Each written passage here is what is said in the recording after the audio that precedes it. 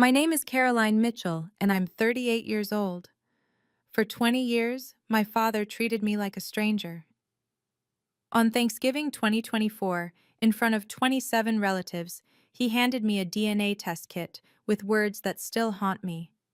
Prove you're even my daughter. The room went silent. My mother dropped her wine glass. Marcus laughed. They all thought this was Dad's cruelest joke yet, another way to remind me I didn't belong. What none of them knew was that this test would expose a 35-year secret and cost my father everything he'd built. Before we continue, please take a moment to like and subscribe, but only if you genuinely connect with this story. I'd love to know where you're watching from and what time it is there. This is how my father's ultimate insult became his ultimate downfall. Growing up in the Mitchell household meant understanding your place in the hierarchy from day one. My father, Robert Mitchell, built his construction company from nothing into a $45 million empire, and he never let anyone forget it.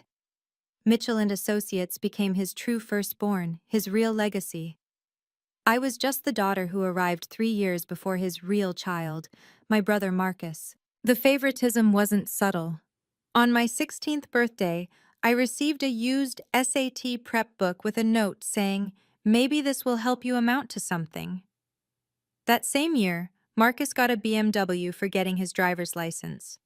When I graduated summa cum laude with a computer science degree from UConn, Robert's response was, "Well, at least you'll be employable." When Marcus scraped by with C's in marketing from a state school, Robert threw a party for 200 people and announced him as the future of Mitchell and Associates. By 2024, I'd spent 15 years as a software engineer at a Fortune 500 company, developing systems that saved millions in operational costs. Marcus? He'd been vice president of operations at Mitchell and Associates for 5 years, despite never successfully completing a single project without someone else stepping in to fix his mistakes. But in Robert's eyes, Marcus was building the family legacy, while I was just there. Marcus is the future of Mitchell and Associates, my father would say at every company event, his hand on my brother's shoulder. As for Caroline, well, at least she has a steady job. The worst part wasn't the dismissal, it was how everyone just accepted it. Relatives, family friends, even my mother. They all played along with the narrative that Marcus was destined for greatness, while I was lucky to be included at all. The company retreat in August 2023 should have been my breaking point. I'd just finished developing an inventory management system that would save Mitchell and Associates $2 million annually. I'd worked nights and weekends for 3 months, missing family dinners and canceling plans, because Robert said the company needed this yesterday. At the retreat's gala dinner, Robert stood before 150 employees and partners to make his announcements. "First, I want to recognize the exceptional work done on our new inventory system," he began, and my heart lifted for just a moment. Marcus has once again proven why he's our vice president of operations. This system will revolutionize how we work. Marcus, who had literally asked me what inventory management meant 3 weeks prior, stood and waved to the applause. I sat frozen, my mother Margaret beside me, her hand briefly touching mine under the table, not in comfort, but in warning. "Stay quiet. Don't make a scene." Later that night, I confronted Marcus in the hotel bar. "You know I built that entire system." He shrugged, taking a sip of his whiskey, top shelf, charged to the company card. "Dad says leadership is about delegation. I delegated to you. That's what good executives do." "You took credit for my work." "I took credit for managing you well," he corrected, that Mitchell smirk identical to our father's. "Besides, you're not really built for the spotlight, are you? Some people are meant to be leaders, others are meant to be reliable." My mother appeared then, as she always did when tension arose. But instead of defending me, she just looked at me with that expression I'd seen 1,000 times, something between pity and guilt. "Let's not ruin a lovely evening," she said softly, though her hands trembled slightly as she reached for her wine glass. October 2024 brought the news that would ultimately seal everyone's fate. Robert had summoned Marcus to a meeting with James Morrison, the family's estate attorney for 20 years. Marcus, never one to keep his mouth shut when he had good news, called me immediately after. "Guess who's about to be very, very wealthy?" he sang into the phone. "Dad just updated his will. 85% of everything, the company, the properties, the investments, all going to his sole biological son. That's literally what it says, Caroline. Sole biological son. The remaining 15% goes to you, but here's the kicker. You can't sell your shares for 10 years. He wants to make sure you can't cash out and abandon the family legacy." That's specific wording, I managed, my mind catching on the phrase biological son. "Morrison suggested it," Marcus continued, oblivious to my tone. "Something about making the will ironclad, preventing challenges from gold diggers or distant relatives. Dad loved it, said blood is what matters in the end." That evening, I received an email from Morrison Law Firm, a courtesy copy of the will's key provisions, as was standard for all beneficiaries. There it was in black and white. 85%, 85% of all assets, shares, and controlling interest in Mitchell and Associates shall transfer to my sole biological son, Marcus Mitchell. $38 million. That's what Marcus stood to inherit based on the company's current valuation. My 15% would be worth about $7 million. Nothing to scoff at, but with the 10-year restriction, I'd be forced to watch Marcus run the company into the ground while being powerless to sell my shares. But something about that phrase kept nagging at me. Sole biological son. Why not just say, my son Marcus? Why the emphasis on biological? November arrived with a board meeting that felt more like a coronation. Robert had invited me to attend, not as a participant, but as what he called family support. I sat in the corner while he presented Marcus as his succession plan to 7 board members who controlled various stakes in Mitchell and Associates. "Marcus has been instrumental in our recent technological advances," Robert announced, gesturing to the projection showing my inventory system's metrics. "Under his leadership, we've saved $2 million this quarter alone." Board member Patricia Hayes, who'd known me since I was 10, glanced my way with raised eyebrows. She knew exactly who had built that system. I'd answered her technical questions about it just 2 weeks prior, but she said nothing. "I propose we officially designate Marcus as CEO-elect to take over when I step down next year," Robert continued. The vote was unanimous. After the meeting, I overheard 2 junior executives in the break room. "Did you hear? Once Marcus takes over, he's planning a full restructuring. Apparently, anyone who's not his people should start updating their resumes." "What about Caroline?" the other asked. "Especially Caroline. Marcus told Brad she's been riding on family connections for too long, says it's time for merit-based employment." I almost laughed at the irony. Marcus, who couldn't code a simple HTML page, talking about merit-based employment. That night, my mother called. "Thanksgiving is in 2 weeks," she said, her voice strangely flat. "Your father wants everyone there. The whole family, some business partners. He says he has something special planned." "Special like Marcus's CEO announcement special?" There was a long pause. "Just be prepared for anything, Caroline. And maybe don't take everything so personally." But everything was about to become very, very personal. If you've ever experienced favoritism in your family, drop a comment and share your story. Don't forget to subscribe and hit the notification bell so you don't miss the climax that's coming.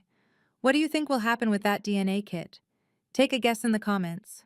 Thanksgiving at the Mitchell Estate in Greenwich was always a performance, but this year felt different. 27 people gathered in the dining room that could have been featured in Architectural Digest.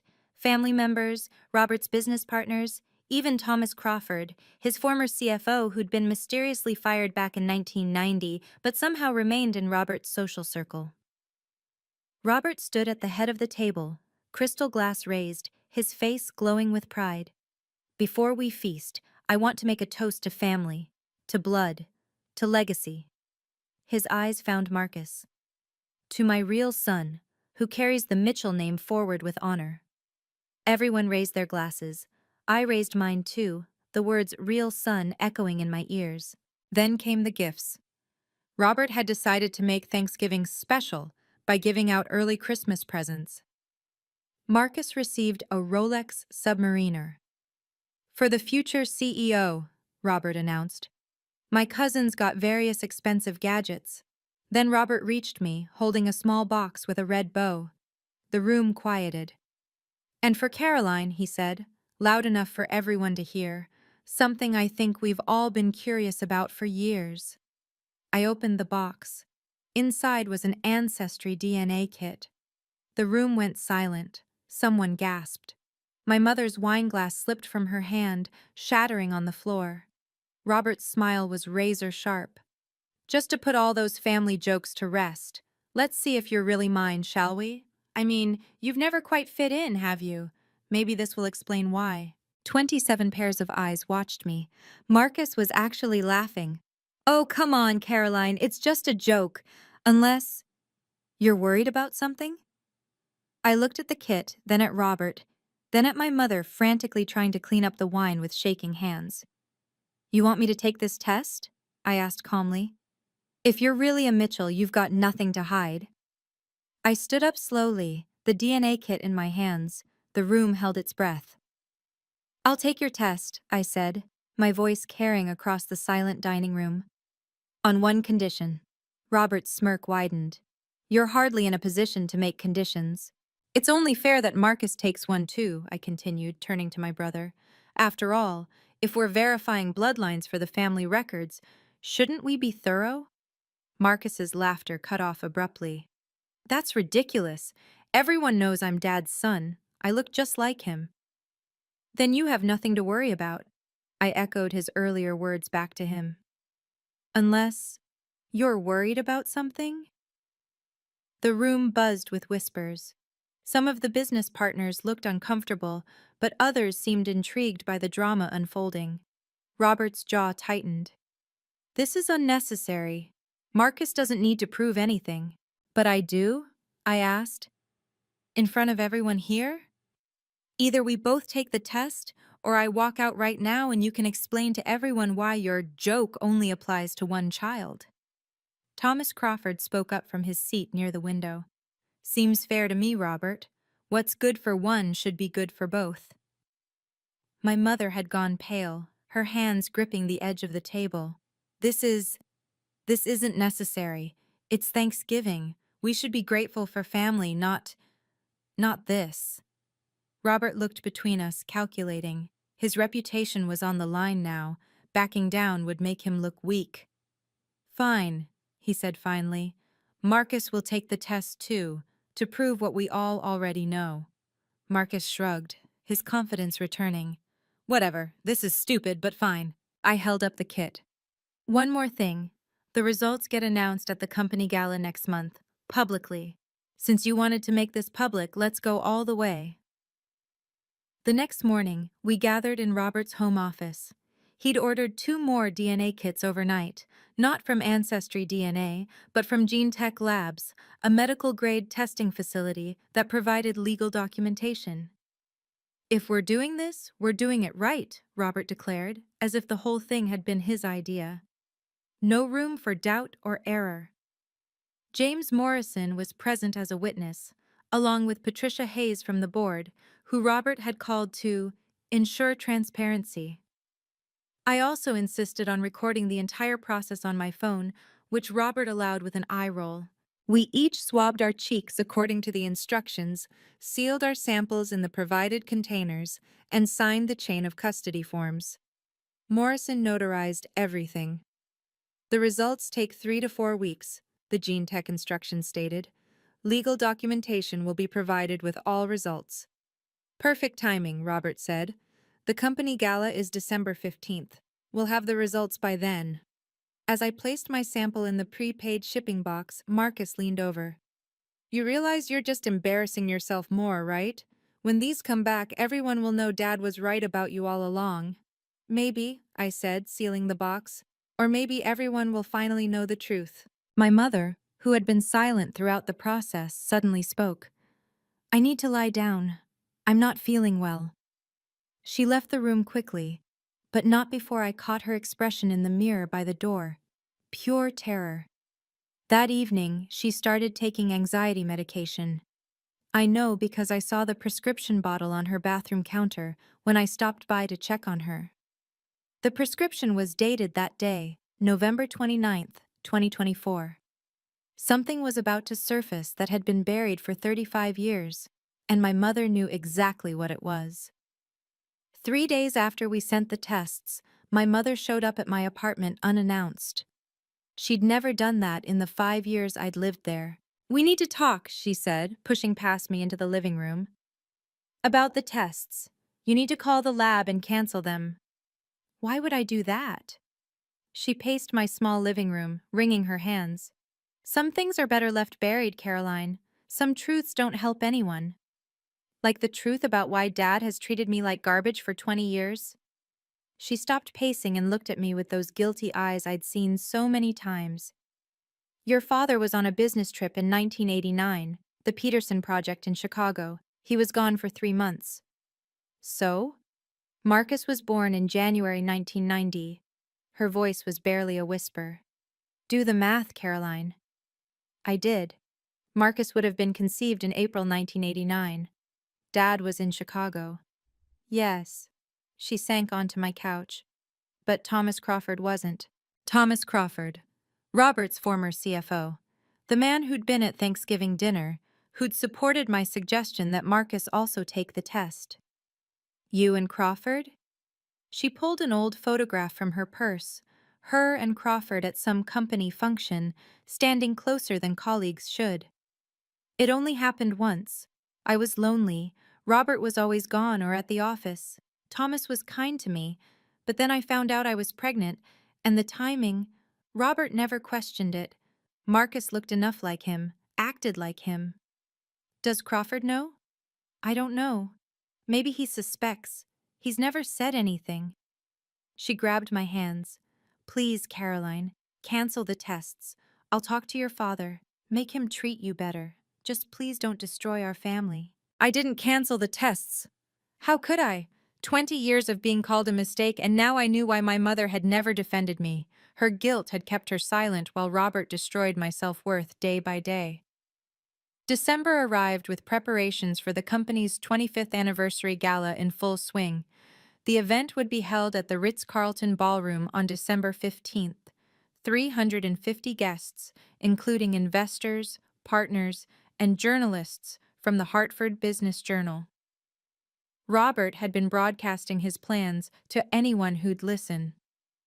It's going to be the event of the year, he told me during a mandatory family dinner.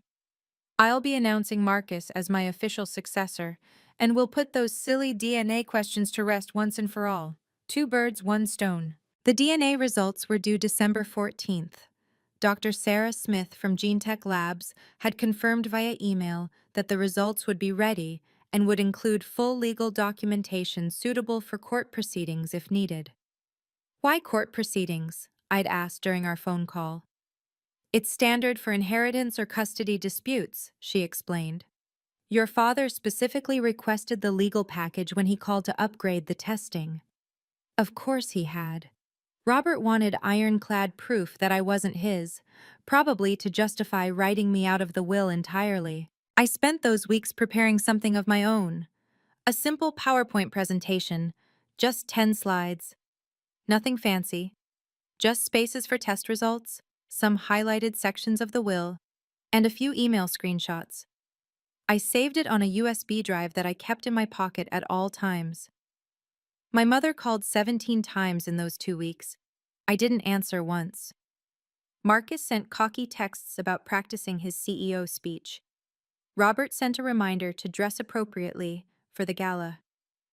The storm was coming, and they had no idea they'd created it themselves. December 14th, 3:00 p.m. The email from GeneTech Labs arrived while I was in my office. supposedly working, but really just staring at my inbox and refreshing every 30 seconds. Subject: DNA test results. Legal documentation package attached. My hands shook as I opened the PDF. 3 test results, each with its own detailed breakdown. Caroline Mitchell, biological daughter of Robert Mitchell. Probability of paternity, 99.99987%. My heart stopped. Then I scrolled to the next page. Marcus Mitchell, not biologically related to Robert Mitchell. Probability of paternity, 0.0%. But it was the third page that made me gasp out loud. Marcus Mitchell, biological son of Thomas Crawford. Probability of paternity, 99.991%. They'd run Marcus's sample against Crawford's DNA from their commercial database. Apparently, Crawford had taken a GeneTech ancestry test years ago, and when you agree to their terms, they can use your DNA for family matching services. I read the results 5 times, not because I didn't believe them, but because suddenly everything made sense. The guilt in my mother's eyes. Robert's insistence that I wasn't really his. He'd been projecting his subconscious doubts about Marcus onto me for 2 decades. The irony was so perfect it felt like fiction. The son he'd worshipped, groomed, handed everything to on a silver platter, wasn't even his. While the daughter he'd tortured, dismissed, and tried to humiliate with a DNA test, I was his only biological child. I forwarded the results to my personal attorney with one question. Given the will's language about sole biological son, what happens to the inheritance? Her response was immediate. If proven accurate, Marcus inherits nothing. The clause becomes void. As the only biological child, you would have grounds to contest the entire will. Tomorrow's gala was about to become very, very interesting. I spent the rest of December 14th crafting my presentation with surgical precision. 10 slides that would dismantle 20 years of lies in 10 minutes. Slide 1. A photo of our family at last year's company gala. Robert's arm around Marcus. Me standing to the side, barely in frame. Slide 2. The title. DNA results as requested by Robert Mitchell. Slides 3 to 5. My results, blown up large enough for the back of the ballroom to read. Each percentage highlighted, the GeneTech Labs logo prominent, Dr. Smith's certification signature clear. Slide 6-8, Marcus's results. The 0% probability of Robert's paternity in 72-point font, then the Crawford match, equally enlarged. Slide 9, the will's exact language with sole biological son highlighted in yellow. Slide 10, an email from James Morrison sent an hour ago after I'd forwarded him the results. Based on these certified results, the inheritance clause regarding Marcus Mitchell would be legally void. The estate would need to be redistributed according to intestate succession laws, or the will would need to be rewritten. I also prepared backup documentation, the full GeneTech report, the video of our sample collection, the notarized chain of custody forms. Everything loaded onto 3 separate USB drives plus backed up to the cloud. At 11 p.m., I sent an email to Patricia Hayes and 3 other board members. Please attend tomorrow's gala. There will be an important announcement regarding the company's future leadership that directly affects shareholder interests. Then I turned off my phone, poured myself a glass of wine, and practiced my speech one more time. This isn't about revenge, I said to my reflection. This is about truth. This is about justice. This is about finally getting what I deserve. Tomorrow, the Mitchell dynasty would crumble, and I would be the only Mitchell left standing. The story is about to reach its climax. Can you guess Robert's reaction when he learns the truth? Like this video if you support Caroline. Share it with anyone who needs motivation to stand up for themselves. Comment justice if you want to see what happens next. December 14th, midnight. My phone, which I'd turned back on briefly, showed 17 missed calls from my mother, 5 from Marcus, and none from Robert. There were also text messages. Mom. Caroline, please answer. We need to talk. Mom. I know you got the results. Please. Mom. Don't do this. Marcus. Why is Mom crying? Marcus. She won't tell me what's wrong. Marcus. This is about tomorrow, isn't it? Marcus. Whatever you're planning, it won't work. Marcus. Dad says you're just jealous. Pathetic. I turned the phone off again and went to bed, but sleep wouldn't come. I kept thinking about all the moments that led to this. Every dismissive comment, every stolen achievement, every time I'd been told I wasn't good enough, wasn't really family, wasn't worthy of the Mitchell name. At 3 a.m., I got up and looked at the presentation one more time. For a moment, just a moment, I considered my mother's plea.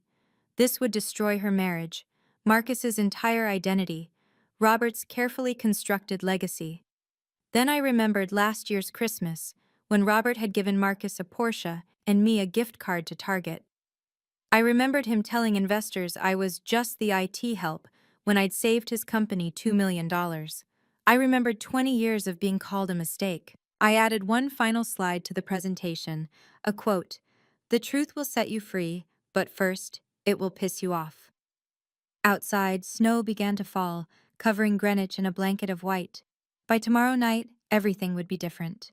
The Mitchell family as we knew it would no longer exist. I finally fell asleep at 5 a.m., clutching the USB drive like a talisman, ready for the reckoning that had been 20 years in the making. The Ritz-Carlton ballroom glittered with Christmas decorations and the who's who of Connecticut's construction industry. 350 guests mingled over champagne and caviar, celebrating Mitchell & Associates' 25 years of success. I arrived in a black cocktail dress, appropriate but understated, exactly as Robert would expect. He'd seated me at table 12, in the back corner with distant relatives and plus ones. Marcus, of course, held court at the VIP table with Robert, my mother, and the board members. Robert took the stage at 8 p.m. sharp, commanding attention in his custom tuxedo. 25 years ago, I started this company with nothing but ambition and the determination to build a legacy. Tonight, I'm proud to announce that legacy will continue through my son, Marcus Mitchell. Applause filled the room. Marcus stood, waving like a politician, his smile broad and confident. Family, Robert continued, is everything. Blood is thicker than water, and Marcus is my blood, my heir, my future. I noticed Thomas Crawford sitting at table 3, his expression unreadable as he watched Robert's performance. Before I officially announce Marcus as CEO-elect, I want to address something. Robert's eyes found me in the back. As many of you know, we recently did some family DNA testing, a little Thanksgiving fun that got out of hand, but I'm happy to report that all questions about our family tree have been answered. My hand moved to the USB drive in my purse. So without further ado, actually, I stood up, my voice carrying across the ballroom. I'd like to share those DNA results with everyone. Since you brought it up publicly at Thanksgiving, it's only fair we resolve it publicly here. The room turned to stare. Robert's smile flickered but held. I'm sure that's not necessary, Caroline. I walked through the ballroom, past 25 tables of stunned guests, my heels clicking against the marble floor. Each step felt like a mile, but I kept my shoulders back, my head high. May I? I gestured to the laptop connected to the massive LED screens flanking the stage. Robert's jaw tightened. Caroline, this is neither the time nor... You made it the time when you gave me that DNA kit in front of everyone, I said, loud enough for the entire room to hear. You wanted answers. I have them. Marcus laughed from his table. This is desperate, even for you. Patricia Hayes spoke up from the board table. Let her speak, Robert. You did make this public at Thanksgiving. Several of us were there. Trapped by his own arrogance, Robert stepped aside. 5 minutes, then security will escort you out. I plugged in my USB drive, my hands steady despite my racing heart. The first slide appeared on the screens, our family photo. For 20 years, I began, I've been told I'm not really a Mitchell, that I'm a mistake, that I don't belong. I clicked to the next slide. DNA results as requested by Robert Mitchell. So let's see who really belongs in this family. The room was silent except for the hum of the projector. Remember that DNA kit you gave me as a joke? I looked directly at Robert. Remember insisting Marcus take one too, to prove he's your real son? My mother stood abruptly, her chair scraping against the floor. Caroline, please.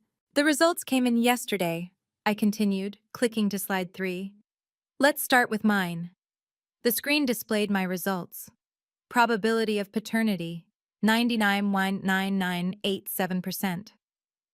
Turns out, I am definitely Robert Mitchell's biological daughter. But that's not the interesting part, I said, clicking to the next slide. Marcus's results filled the screens. The 0% probability of Robert's paternity might as well have been written in fire. The ballroom erupted. Gasps, whispers, chairs scraping as people stood for a better view. Robert stood frozen at the side of the stage, his face draining of color. That's fake, Marcus shouted, jumping to his feet. This is fabricated. She's lying.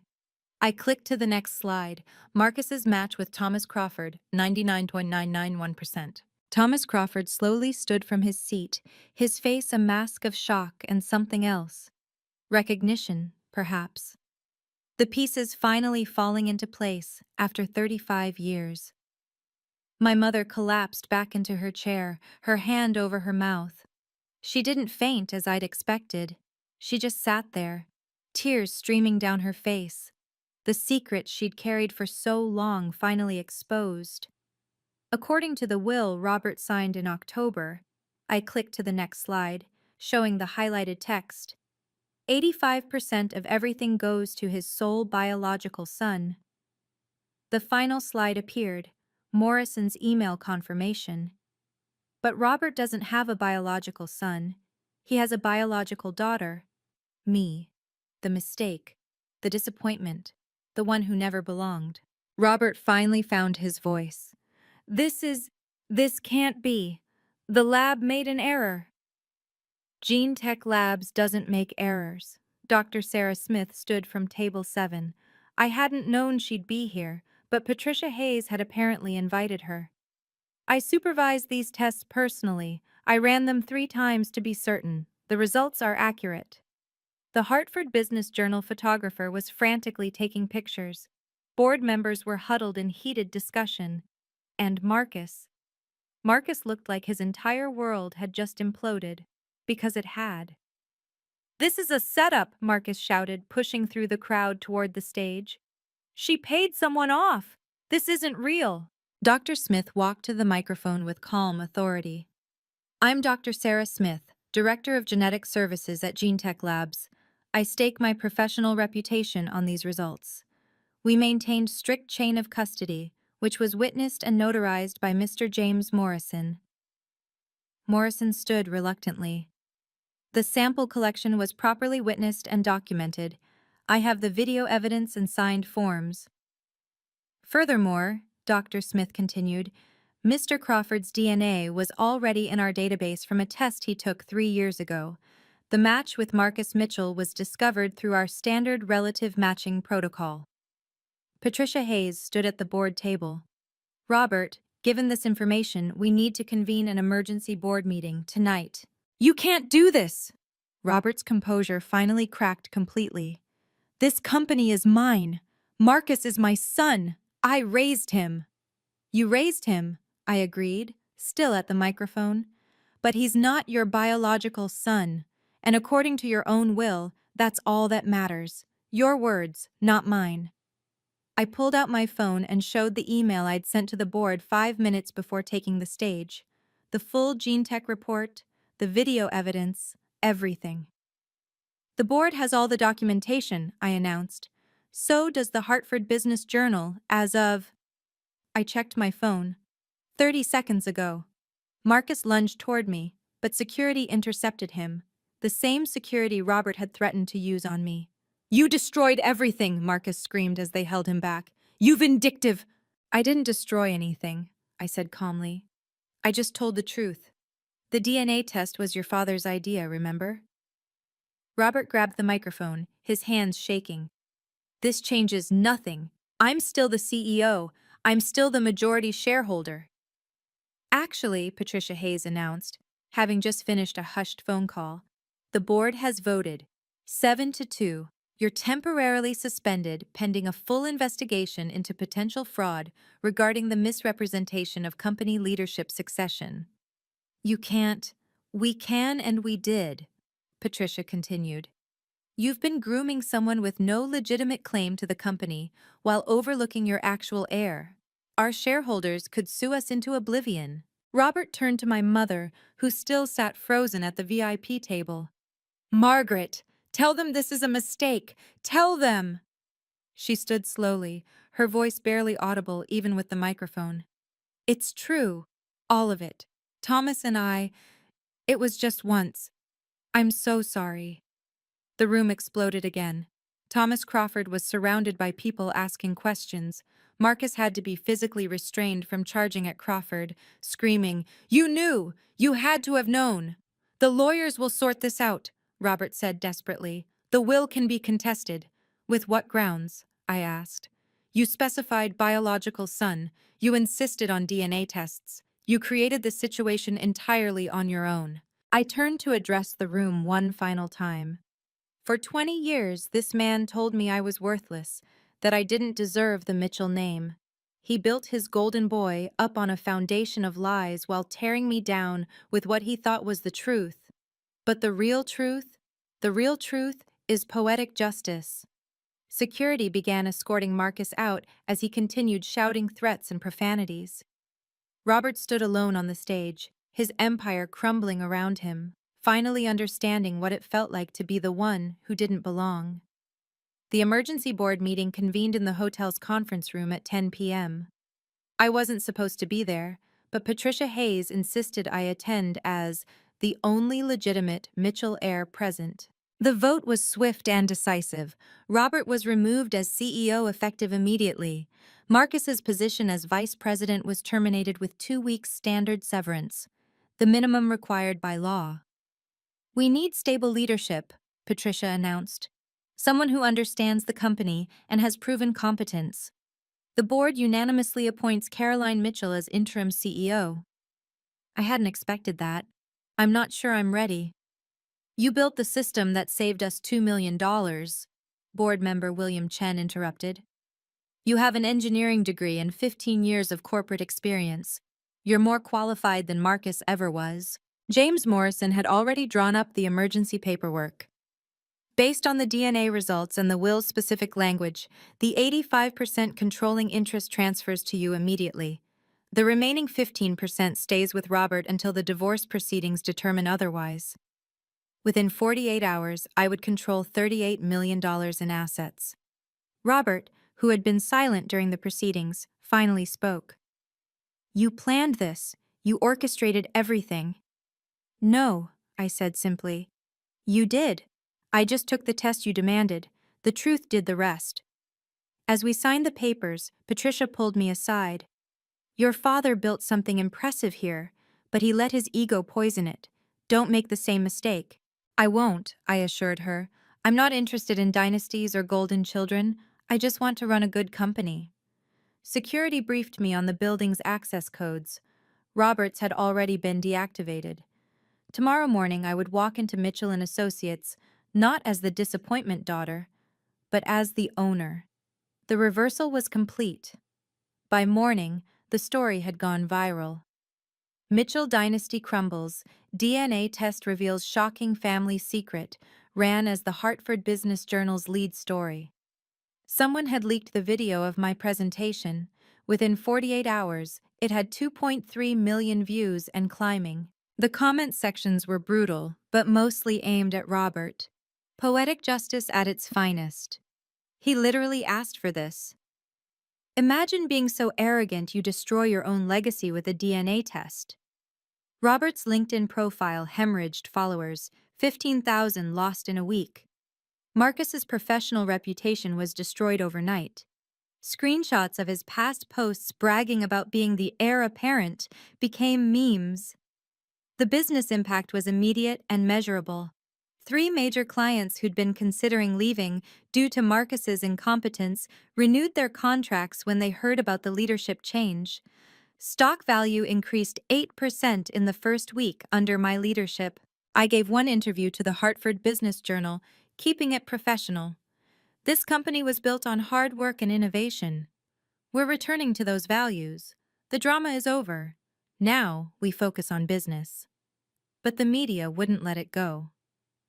The DNA test that destroyed a dynasty became a trending topic. Reddit threads dissected every angle. Someone even started a podcast about family business scandals, with our story as the inaugural episode. Thomas Crawford released a statement through his lawyer. I was unaware of Marcus's parentage until the DNA results were revealed. I'm willing to take responsibility and want to establish a relationship with my son, if he's willing. Marcus's response, posted on Instagram before his account went private: I don't need any of you. I'll build my own empire. The empire he'd been handed was gone. The empire he'd built himself remained to be seen. My mother finally told the whole truth during our first conversation after the gala. We met at a coffee shop, neutral ground, away from the ruins of the Mitchell estate. Your father was never home, she said, staring into her latte. The Chicago project, then Denver, then Houston. Thomas was kind. He listened. One night, after a company dinner where Robert had called to cancel again, it just happened. Did Crawford know? I think he suspected when Marcus was born 6 weeks early but fully developed. He never said anything. Robert never questioned it. Marcus looked enough like him, everyone said so. The divorce was swift and brutal. Connecticut's adultery laws meant my mother forfeited significant assets. She walked away with $12 million less than she would have received otherwise. Robert lost the house, half his remaining assets, and every shred of his reputation. Marcus filed a lawsuit for intentional infliction of emotional distress against me, claiming I deliberately destroyed his life. The judge dismissed it in 5 minutes. The plaintiff's father initiated the DNA testing. The defendant simply revealed the results. Case dismissed. Marcus refused Crawford's attempts at contact. He also refused the entry-level position Crawford offered at his investment firm, the only job anyone would offer him. Last I heard, he was living in a studio apartment in Stamford, selling insurance. I'm sorry, my mother said during that coffee meeting. For everything. For not protecting you. For letting my guilt keep me silent while Robert hurt you. I know, I said. And I did know. But knowing and forgiving were different things. Can we try to rebuild something? Maybe, I told her, but not now. I need time to figure out who I am when I'm not the family disappointment. Mitchell and Associates under my leadership became what it should have always been, a meritocracy. I hired a new executive team based solely on competence, not connections. Half were women, a third were people of color, and all were brilliant at their jobs. The inventory management system I developed was finally implemented properly, saving the projected $2 million annually. But more importantly, I instituted transparent attribution. Everyone's contributions were documented and credited. First quarter 2025 results spoke for themselves. Profits up 23%, employee satisfaction up 45%, and 3 major contracts secured that Robert had lost due to Marcus's bungling. The Hartford Business Journal ran a follow-up piece. From DNA drama to corporate success, Caroline Mitchell's transformation of Mitchell and Associates. I promoted Janet Rodriguez, who'd been Marcus's assistant and had actually done all his work, to vice president of operations. You've been doing the job for 5 years, I told her. It's time you got the title and salary. The company culture shifted dramatically. The fear-based hierarchy Robert had cultivated was replaced with collaborative innovation. People stopped whispering in corridors and started speaking up in meetings. One of our biggest wins came from landing the Riverside Development Project, a $30 million contract Robert had been chasing for 3 years. The client told me directly, "We were waiting for the leadership to change. We knew Marcus would ruin it, but we also knew you were the one really running things behind the scenes. During a company town hall, an employee asked how it felt to go from the shadows to the spotlight. Like finally being able to breathe, I answered honestly. This company was built on one man's ego. Now it's built on everyone's talent. That's why we're succeeding. The Mitchell name stayed on the building, but it meant something different now. Robert's attempts to reclaim his life ranged from pathetic to desperate. The email started 2 weeks after the gala. Caroline, I realize I was wrong. You're the best daughter a father could ask for. Please, let's talk. Then, I built this company from nothing. You can't just erase me. Finally, I'm your father. That has to count for something. He tried entering the building one morning, but security turned him away.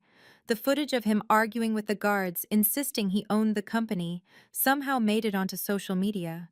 Another humiliation in his growing collection. He hired 3 different law firms to challenge the will and the DNA results. Each case was dismissed. Morrison, his own lawyer for 20 years, testified that the will's language was clear and unambiguous, and that Robert had insisted on the biological son clause himself. The most pathetic attempt came when he showed up at a client dinner I was hosting.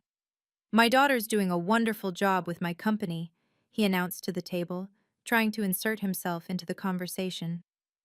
Sir, this is a private event, security informed him. I'm her father. You're not on the list. Now he lived in a 2-bedroom apartment in Fairfield, a 45-minute drive from the estate he'd once ruled. His LinkedIn profile listed him as consultant with no company attached. His posts about resilience and rising from setbacks got fewer likes each time. Marcus had cut him off completely. My mother was gone. His business associates avoided him. The man who'd built his identity on legacy and blood had lost both. I gave you everything, he wrote in his last email to me. I didn't respond. We both knew the truth. He'd given me nothing but pain, and in trying to prove I was nothing, he'd proven I was everything. 3 months after the gala, I agreed to meet Robert. Once a month, lunch, in a public place with clear boundaries. These are my terms, I told him at that first meeting. You don't get to comment on my decisions. You don't get to take credit for my success. You don't get to pretend the past 20 years didn't happen. If you can't handle that, we don't meet at all. He aged 5 years in those 3 months, his hair completely gray now, his swagger replaced with a slight stoop. I understand. Marcus was a different story. After sending threatening messages including, "You'll pay for this," and "I'll destroy you like you destroyed me," I filed a restraining order. He was blocked on everything, legally prohibited from contacting me. My mother got limited contact with conditions. I helped her find a therapist who specialized in family trauma and secret keeping. She was working through 35 years of guilt, and I was working through 20 years of neglect. Forgiveness isn't a right, my therapist told me. It's a gift, and you get to decide if and when to give it. I established the Caroline Mitchell Foundation for Women in STEM, funded with $5 million from my inheritance. Every scholarship recipient would know they were supported by someone who understood what it felt like to be overlooked and underestimated. Why are you helping him? Patricia Hayes asked about my monthly lunches with Robert. I'm not helping him, I clarified. I'm choosing to be the person I want to be, regardless of who he was. But trust, respect, those have to be earned from zero, and he's still in the negative. The boundaries were clear, firm, and non-negotiable. For the first time in my life, I was in control of my relationship with my family. The external success was measurable. CEO of a $45 million company, respected in the industry, featured in Forbes' 40 Under 40. But the internal transformation mattered more. I started therapy the week after the gala, working through 2 decades of gaslighting and emotional abuse. You were the family scapegoat, my therapist explained. Everything wrong was your fault. Everything right was someone else's achievement. That's not normal, and it's not okay. For the first time, I stopped apologizing for existing. I stopped prefacing my ideas with, This might be stupid, but I stopped shrinking myself to make others comfortable. I met Daniel at a charity fundraiser. He ran a nonprofit for youth coding education. He knew my story, everyone did, but he was interested in who I was now, not my family drama. "You're brilliant," he said on our third date. "And I'm not talking about the company or the money. You see solutions where others see problems." The Caroline Mitchell Foundation launched with 30 scholarships in its first year. Each recipient got not just money, but mentorship. I personally met with every single one. "They told me I wasn't smart enough for engineering," one recipient, Maria, told me. "My family said I should study something more suitable for women." "Mine said I was a mistake," I shared. "Now I run a $45 million company. Don't let anyone else define your worth." The nightmares stopped after 6 months. The anxiety attacks after 8. The constant need for validation after 10. One morning, I woke up and realized I wasn't afraid anymore. Not of judgment, not of failure, not of being found out as not good enough. I was Caroline Mitchell, CEO, philanthropist, survivor. And for the first time in 38 years, that was exactly who I wanted to be. Standing in my CEO office 1 year later, I looked at the old family photo on my desk, not with bitterness, but with understanding. That scared, diminished girl in the corner of the frame had no idea what she was capable of. The DNA test that was meant to humiliate me had instead freed me. It proved that blood doesn't define family, but it can expose the lies we build our lives on. Robert had been so certain I wasn't his that he'd projected that doubt onto me for 20 years, while never questioning the son who actually wasn't his. "Your father gave you a gift," my therapist had said. "Not intentionally, but he did. He showed you exactly who he was, publicly, undeniably. No more gaslighting, no more doubt. The truth set you free." The truth also taught me that when toxic people hand you a weapon, thinking it will destroy you, they often don't realize they're handing you the key to your freedom. Robert's cruelty became my catalyst. His DNA test became my evidence. His public humiliation became my public vindication. But the most important lesson? Justice isn't revenge. It's finally getting what you always deserved. I didn't destroy Robert. He destroyed himself with his own arrogance. I just refused to keep his secrets anymore. "Thank you for the DNA kit, Dad," I said to the photo, then placed it in my desk drawer. "It was the best investment you ever made in me." The Mitchell empire Robert built on blood and favoritism was gone. In its place stood something stronger, a company built on merit, a leader who earned her position, and a woman who finally knew her worth. The mistake had become the only true Mitchell, and that was the greatest irony of all. Thank you for listening to my story. If you're struggling with toxic family dynamics, remember, you deserve respect, regardless of blood relations. Subscribe to hear more stories about justice and courage. Share this video with someone who needs to hear that they're not alone in their struggle. Comment boundaries if you believe in standing up for yourself and setting healthy limits. Until next time, remember, sometimes the best revenge is simply revealing the truth.